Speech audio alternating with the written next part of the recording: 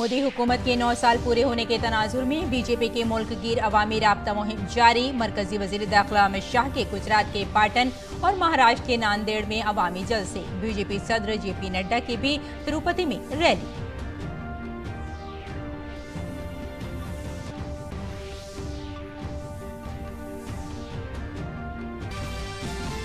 मरकजी वजीर हरदीप पुरी ने शुमार कराई हुकूमत की हुसूलियाबियां। 9 साल मुकम्मल होने के मौके पर कहा, वजीर आजम मोदी की क़यादत में मईशत 10वें मुकाम से 5वें मुकाम पर पहुंची। हरदीप पुरी ने कहा कि 2047 तक तरक्की याफ्ता मुल्क बनेगा भारत।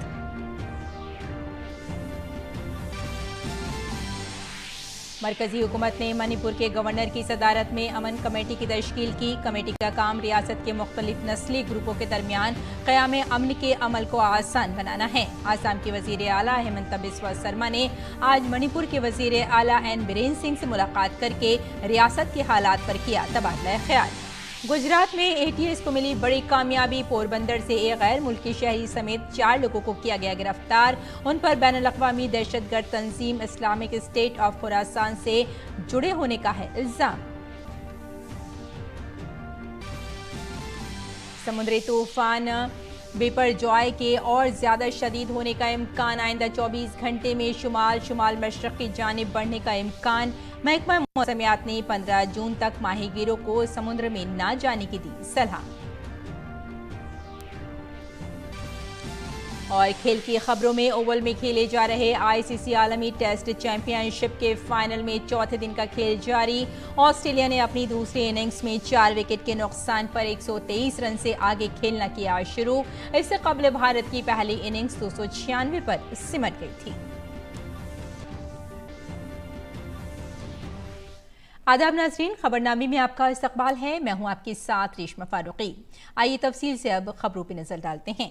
मरकजी वजीर दाखिला अमित शाह मोदी हुकूमत के 9 साल मुकम्मल होने के मौके पर आज गुजरात और महाराष्ट्र के दौरे पर हैं। अमित शाह ने गुजरात के पाटन में अवामी जलसा किया। इसमें उन्होंने मोदी हुकूमत की कामयाबियों को अवाम के सामने रखा।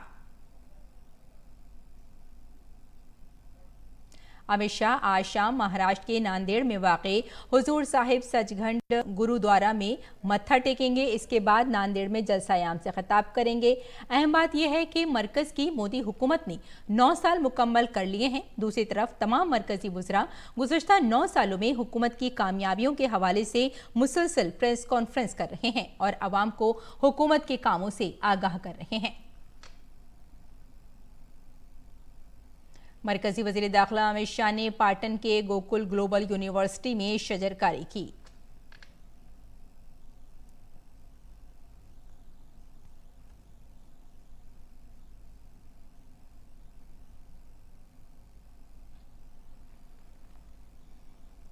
बीजेपी लीडर और हाउसिंग व शहरी उमूर, पेट्रोलियम और कुदरती गैस के मरकजी वजीर हरदीप सिंह पुरी ने मोदी हुकूमत के 9 साल मुकम्मल होने के बारे में मालूमात दी। उन्होंने कहा कि हुकूमत के काम की हिमायत करने की बजाय आम आदमी पार्टी और कांग्रेस सिर्फ और सिर्फ सियासत करती रही। कोरोना के दौर में हमने मुल्क भर में वैक्सीन और दीगर स्कीमों से लोगों की मदद की। हमारी जो आयुष्मान भारत योजना है उसमें the total number of beneficiaries is close to 24 crores and rising. Of course it's a different matter कि Delhi has not implemented the scheme. आपकी नीयत भी अच्छी होनी चाहिए। मैं नीयत की बात क्यों करता हूं? क्योंकि अभी जो लोग इतना हल्ला मचाते हैं, देखिए, जब हमें महामारी का सामना करना पड़ा, जब महामारी के बीच में थे, तो युवा नेता कहते थे, मोदी जी हमारे बच्चों की वैक्सीन कहां है? अरे उस समय भी कहता था, राजस्थान में आपने कूड़े में फेंक दी और पंजाब में जो आपकी सरकार है वो मुनाफाखोरी कर रही है। मैं क्यों ये ला रहा? नीति, नीयत, आपकी अगर नीयत ठीक होगी तभी होगा। मोदी हुकूमत की कामयाबियों को शुमार करते हुए उन्होंने कहा कि हमने हर काम शहरी को घर और हर सेहत सहूलियात फराहम करने की सिमत में किया है, जो मुल्क में पहले की हुकूमतों ने 70 साल में भी नहीं किया। 2014 के बाद क्या हुआ? प्रधानमंत्री आवास योजना में 3 करोड़ आवास सैंक्शन हुए। जो हमारी वैक्सीन मैन्युफैक्चरिंग कैपेसिटी थी पब्लिक सेक्टर में उन्होंने 2004 और 14 में उसको खत्म कर दिया। So we had to start from scratch. तो जब कोविड आया तो हमको 1500 टन मेडिकल इक्विपमेंट सप्लाईज बाहर से लानी पड़ी। 942 टन मेडिकल इक्विपमेंट हमें मेडिकल सप्लाईज भारत के अंदर डिस्ट्रीब्यूट करनी पड़ी। But the facts speak for themselves. Vaccine manufacturing in the public sector completed, virtually no indigenous capacity शुरू करके today we have distributed more than 222 crores vaccine manufactured and distributed free. This is a fact. मरकजी हुकूमत ने मणिपुर के governor की सदारत में मणिपुर में एक अमन कमेटी तश्कील दी है। कमेटी के अरकान में वजीर आला, रियासती हुकूमत के कुछ वज़रा, अरकान पार्लियामेंट, MLAs और मुख्तलिफ सियासी जमातों के कायदीन शामिल हैं। कमेटी में साबिक़ सरकारी मुलाजमीन, माहिरीन तालीम, अदीब, फनकार, समाजी कारकुन और मुख्तलिफ नस्ली ग्रोहों के नुमाइंदे भी शामिल हैं। कमेटी का काम रियासत के मुख्तलिफ नस्ली ग्रोहों के दरमियान पुरअमन बातचीत के जरिए अमन के क़याम के अमल को आसान बनाना होगा, जिसमें मुख्तलिफ मुखालिफ जमातों और ग्रुपों के दरमियान मुज़ाकरात भी शामिल हैं। मरकजी वज़ीर दाखिला अमित शाह ने 29 मई 2023 से 1 जून 2023 तक रियासत मणिपुर का दौरा किया और सूरत हाल का जायजा लेने के बाद एक अमन कमेटी के क़याम का ऐलान किया था। असम के वजीर आला हेमंता बिस्वा सरमा आज मणिपुर के दौरे पर हैं। हेमंता बिस्वा सरमा ने मणिपुर के वजीर आला एन बीरेन सिंह से मुलाकात की। दोनों वज़राए आला के दरमियान मणिपुर की सूरत हाल पर तबादला ख्याल हुआ। इससे कबल वजीर दाखिला अमित शाह ने भी 29 मई से 1 जून तक मणिपुर का दौरा किया था। मुसलसल दौरों के दरमियान रियासत में हालात तेजी से मामूल पर आ रहे हैं और वज़ीर आज़म नरेंद्र मोदी एक बार फिर दुनिया के सबसे मकबूल लीडर के तौर पर उभरे हैं। उन्होंने अमेरिकी सदर जो बाइडेन समेत दीगर रहनुमाओं को पीछे छोड़ दिया है। मॉर्निंग कंसल्ट के सर्वे के मुताबिक वज़ीर आज़म नरेंद्र मोदी 77% रेटिंग के साथ पहले नंबर पर हैं, जबकि मैक्सिको के सदर Andres Manuel Lopez Obrador 61% rating के साथ दूसरे नंबर पर हैं। ऑस्ट्रेलिया के वजीर आजम एंथनी अल्बनीज 52% रेटिंग के साथ तीसरे और फ्रांसीसी सदर 24% रेटिंग के साथ 11वें नंबर पर हैं। ब्राजील के नौ मुंतखब सदर Louis अनासिवा Lula the Silva 50% rating के साथ चौथे नंबर पर हैं। अमेरिकी सदर 40% रेटिंग के साथ 7वें और बरतानिया की वजीर आजम ऋषि सुनक 33% रेटिंग के साथ 10वें नंबर पर हैं। फरवरी और अप्रैल में भी वजीर आजम नरेंद्र मोदी 78% रेटिंग के साथ दुनिया के सबसे मकबूल आलमी रहनुमा थे। मॉर्निंग कंसल्ट रोजाना 20,000 से ज्यादा आलमी इंटरव्यू करता है। आलमी लीडर का डेटा किसी मुल्क में तमाम बालिगों की 7 दिन की मूविंग एवरेज पर मबनी होता है। मरकजी वजीर इत्तलात और नशरियात अनुराग सिंह ठाकुर ने हिमाचल प्रदेश के बिलासपुर में सांसद मोबाइल हेल्थ सर्विसेज अस्पताल के 5 साल मुकम्मल होने पर मुनक़िदा एक बहुत बड़े आंखों के चेकअप कैंप में कहा कि आज़ादी के इतने सालों के बाद भी हिमाचल प्रदेश में सिर्फ 2 मेडिकल कॉलेज थे, लेकिन 2014 में नरेंद्र मोदी की हुकूमत आने के बाद अब रियासत में 6 मेडिकल कॉलेज हो गए हैं, जिससे अब एक गरीब का बच्चा भी डॉक्टर बन सकता है। उन्होंने मजीद कहा कि नरेंद्र मोदी की हुकूमत ने बिलासपुर में एक अजीमुशान एम्स दिया।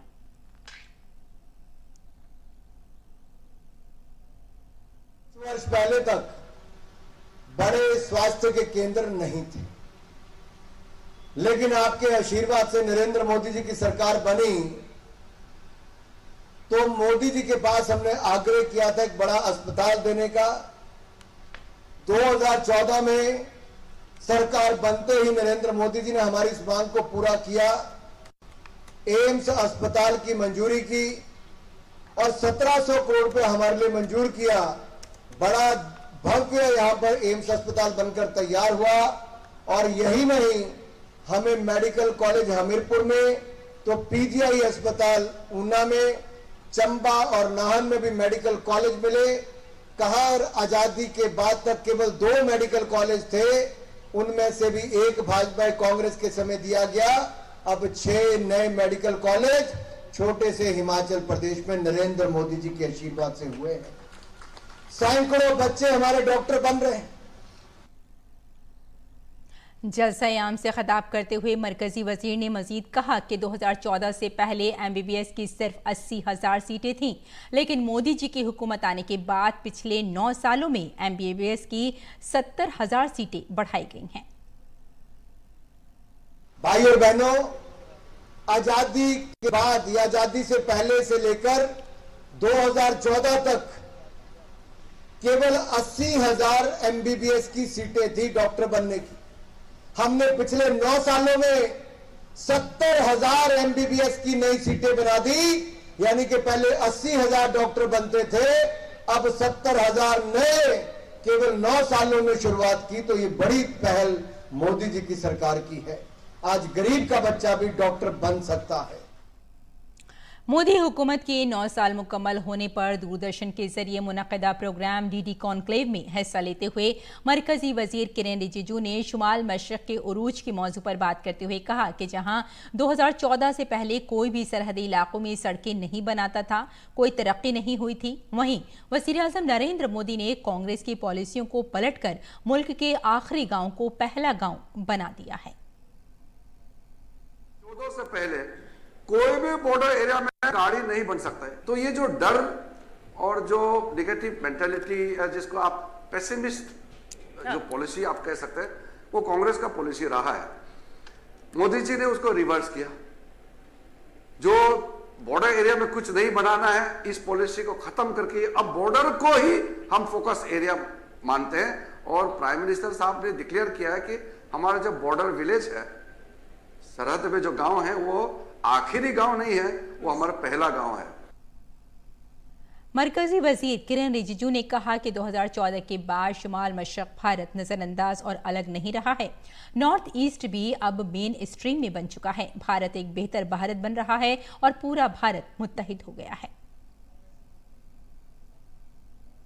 14 के बाद मैं कह सकता हूं कि अब ये हमारा नॉर्थ ईस्ट आइसोलेटेड भी नहीं है, नेग्लेक्टेड भी नहीं है।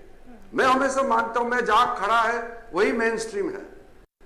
देश में लोग कहते हैं कि मेन स्ट्रीम से जुड़ना चाहिए। मैं जहां खड़ा हूं, मेरा गांव ही मेन स्ट्रीम है। और आज देश में कोई भी इलाका देश के अंदर में ये नहीं कह सकता है कि वो देश से वो बहुत ज्यादा पिछड़ा हुआ है।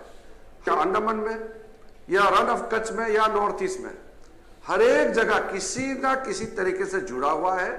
प्रधानमंत्री का जो सोच है, एक भारत श्रेष्ठ भारत, कोई भी भारत का भू विभाग अपेक्षित नहीं होना चाहिए। कोई भी भारत का राज्य किसी भी तरीके से उसको हम नेग्लेक्ट नहीं कर सकते हैं। तो इसलिए पूरा भारत जुड़ चुका है। और एनसीपी के सरबराह शरद पवार ने प्रफुल्ल पटेल और सुप्रिया सुले को पार्टी के वर्किंग सदूर करार दिया है। शरद पवार के इस फैसले को अजीत पवार के लिए भी धचका करार दिया जा रहा है। ताहम ये ऐलान अजीत पवार की मौजूदगी में ही किया गया। शरद पवार ने ये बात एनसीपी की 25वीं सालगिरह के मौके पर कही। इस पार्टी की बुनियाद पवार और पीए संगमा ने 1999 में रखी थी। प्रफुल्ल पटेल आज उनके सामने हम राष्ट्रवादी कांग्रेस पार्टी के वर्किंग प्रेसिडेंट की जिम्मेदारी उनके कंधे पर दे रहे हैं और साथ साथ के पास मध्य प्रदेश, गुजरात, राजस्थान, झारखंड, गोवा राज्यसभा का काम और इन राज्यों की जिम्मेदारी उनके कंधे पर दे रहे हैं। दूसरी जिम्मेदारी सुप्रिया सुले पार्लियामेंट के सदस्य, उनको भी हम वर्किंग प्रेसिडेंट का अनाउंसमेंट करते हैं और उनके साथ महाराष्ट्र, हरियाणा, पंजाब महिला, युवती एंड लोकसभा का कोऑर्डिनेशन, ये काम उनके ऊपर रखते हैं। और बीजेपी के कौमी सदर जेपी नड्डा ने आज आंध्र प्रदेश में वाक़े तिरुपति भगवान के दर्शन किए। दर्शन के बाद उन्होंने कहा कि उन्हें आज भगवान श्री वेंकटेश्वर स्वामी के दर्शन करने की खुशी बख्शी हासिल हुई है। ये न सिर्फ भारत की आस्था का मरकज है बल्कि पूरी दुनिया के भक्तों की आस्था का मरकज भी है। दर्शन के वक्त जेपी नड्डा के साथ उनकी बीवी, बेटा और दामाद भी थे। भगवान श्री वेंकटेश्वर स्वामी जी के दर्शन करने का सौभाग्य प्राप्त हुआ। यह सिर्फ भारतवर्ष के आस्था का केंद्र नहीं बल्कि विश्व भर के भक्तों का ये आस्था का केंद्र है और ऐसे प्राचीनतम पवित्र स्थान पर मुझे आने का सौभाग्य मिला। मैं भगवान श्री वेंकटेश्वर स्वामी जी को नमन करके ये जो हमें अपॉर्चुनिटी, जो हमें मौका मिला, उसके लिए मैं समस्त देवी देवताओं को धन्यवाद देता हूँ। और बीजेपी सदर जेपी नड्डा ने आज अपने तिरुपति दौरे के दौरान पार्टी कारकुनों से भी मुलाकात की।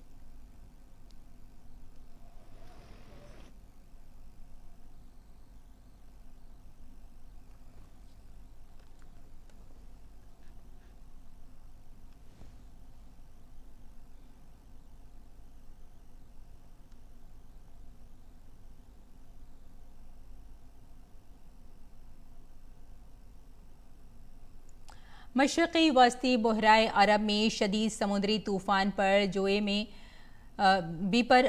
मजीद शिद्दत आने का इम्कान है। समुद्री तूफान गुज़िश्ता 6 घंटों के दौरान तकरीबन 10 किलोमीटर फी घंटे की रफ्तार से शुमाल मशरक़ की तरफ बढ़ रहा है। अगले 24 घंटों के दौरान ये आहिस्ता आहिस्ता शुमाल से शुमाल मशरक़ की तरफ बढ़ने का कवी इम्कान है। इसके बाद ये अगले 3 दिनों में शुमाल मशरक़ की तरफ बढ़ेगा। भारतीय महकमा मौसमियात ने माहीगीरों को मशवरा दिया है कि वो 13 जून तक मशरक़ी वस्ती और मुलाक़ा मगरबी वस्ती बहराए अरब में और 12 से 14 जून के दौरान शुमाल और मुल्हक़ा वस्ती बहराए अरब में न जाएं।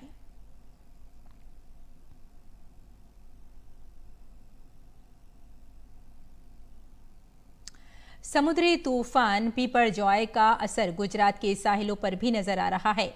वलसाड में साहिल पर ऊंची लहरें देखी जा रही हैं। सूरत हाल की पेश नज़र मुकामी इंतजामिया ने एहतियाती इक़दाम के तौर पर तेथल बीच को सयाहों के लिए 14 जून तक बंद कर दिया है और साथ ही माहीगीरों को भी समुद्र में ना जाने का मशवरा दिया है। इंतजामिया का कहना है कि अगर सूरत हाल ऐसी ही रही तो ज़रूरत पड़ने पर दरिया कंथन गांव के लोगों को मुंतकिल किया जाएगा। इंतजामिया ने आर्जी तौर पर लोगों को मुंतकिल करने के इंतजामात किए हैं।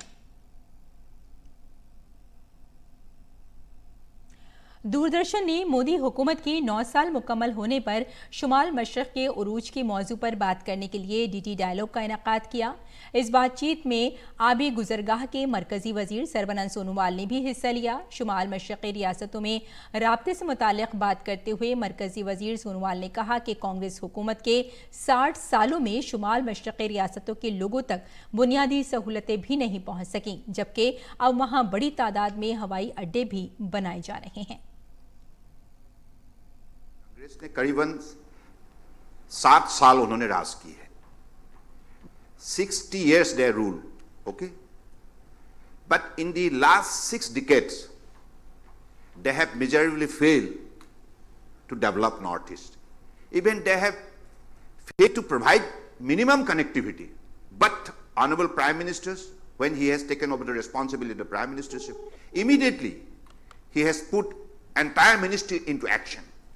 That is why look East policy has been transformed into Act East policy. तो इसके वजह से आज देखिए 16 एयरपोर्ट ऑपरेशनल बन गए। मरकजी वजीर सरबानंद सोनोवाल ने कहा कि वजीर आजम मोदी ने शुमाल मशरक़ी रियासतों में कारोबार को तेज़ करने के लिए मुतादिद बड़े कदम उठाए हैं। उन्होंने कहा कि शुमाल मशरक़ के करीब म्यांमार और बांग्लादेश की बंदरगाहों से कनेक्टिविटी कायम कर इसी सिमत में काम किया जा रहा है। नॉर्थ ईस्ट को साउथ ईस्ट एशिया में एक बिजनेस हब के सिलसिले में खड़ा करने के लिए मोदी जी ने अपनी कार्यक्रम रचना की है। इसकी वजह से ट्राइलेटरल हाईवे हो, आसपास में जो भी पोर्ट है, म्यांमार के सिटुए पोर्ट हो, सारीपुर मोंगला हो, सेटाग्राम हो, सारे पोर्ट का साथ अपनी कनेक्टिविटी डेवलप कर चुके हैं, जिसकी वजह से आज नॉर्थ ईस्ट को एक सुनहरा मौका मिला है to register their potential in the next door neighbors countries.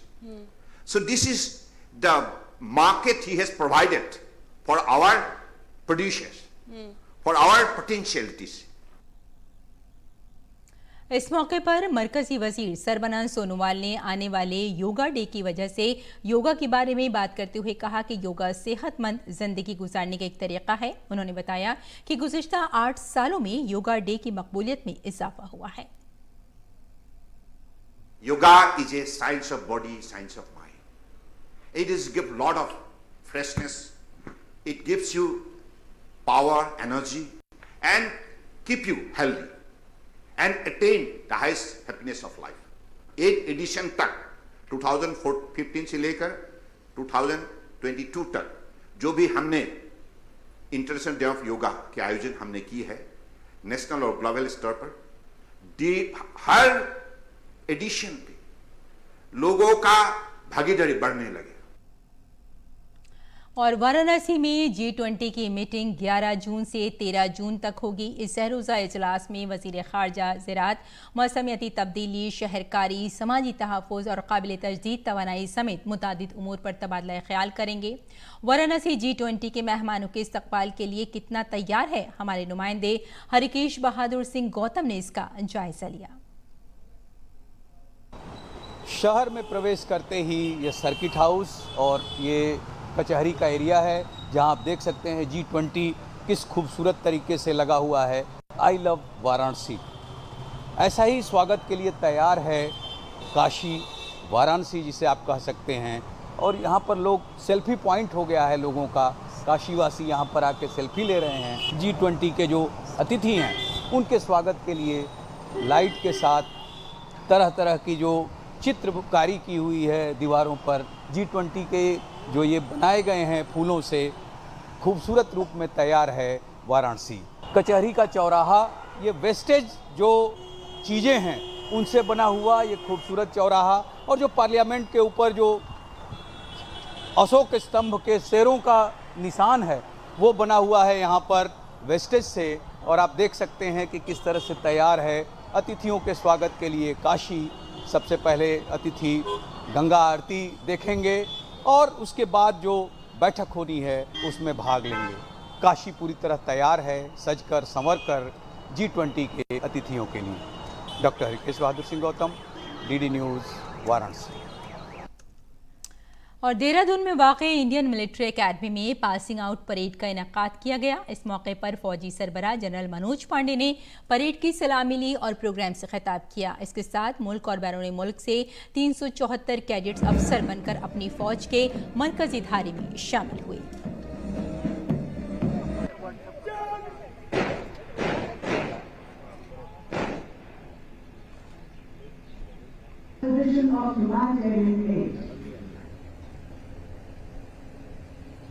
Ladies and gentlemen, General Manoj Pandey, Chief of Army Staff, the reviewing officer for today's parade.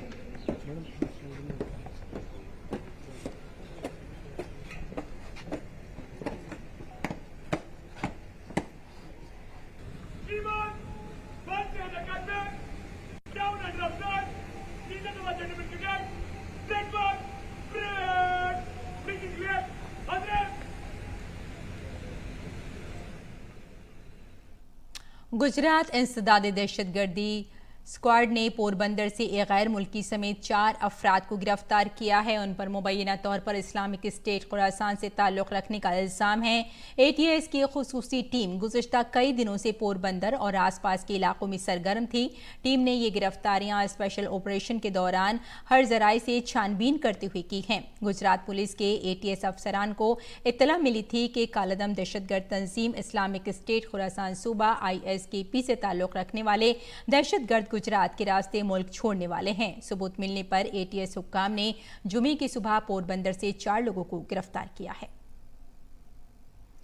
World test championship के final match का आज चौथा दिन है। ये match Bharat और Australia के दरमियान इंग्लैंड के ओवल में खेला जा रहा है। आज ऑस्ट्रेलिया ने दूसरी इनिंग्स में 123 रन से आगे खेलना शुरू किया। ताज़ा तरीन इत्तलात मिलने तक ऑस्ट्रेलिया ने 6 विकेट के नुकसान पर 211 रन बना लिए हैं। इससे कबल भारत की पहली इनिंग्स 296 रन पर सिमट गई। भारत की जानिब से अजिंक्य रहाणे ने 89 रन और शार्दुल ठाकुर ने 51 रन बनाए। तो नाज़रीन, इस बुलेटिन में फिलहाल इतना ही। इजाज़त दें। आदाब।